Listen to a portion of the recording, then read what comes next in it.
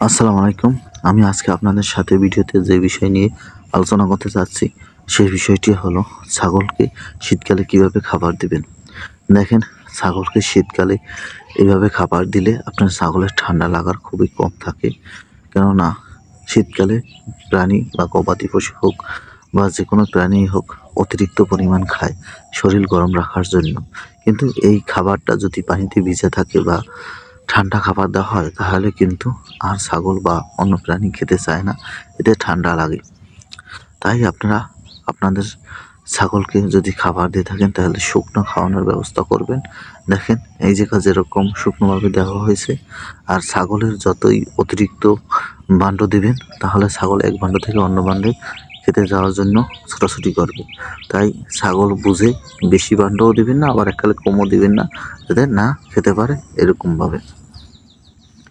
এইভাবে যদি দেখে আপনি যদি দিয়ে থাকেন তাহলে আপনার ছাগলের কোনো সমস্যা হবে না।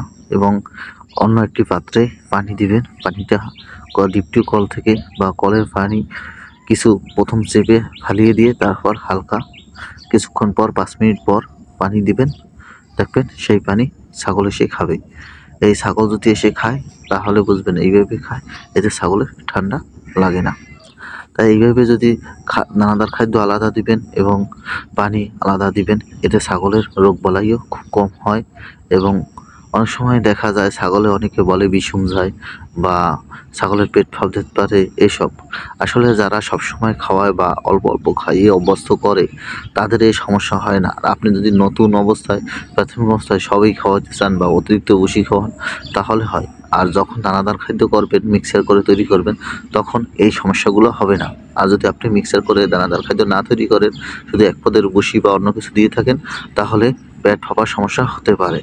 আমার ভিডিওটি যদি আপনাদের কোনো অবস্থায় ভালো লেগে থাকে প্লিজ লাইক, শেয়ার, কমেন্ট এবং সাবস্ক্রাইব করুন।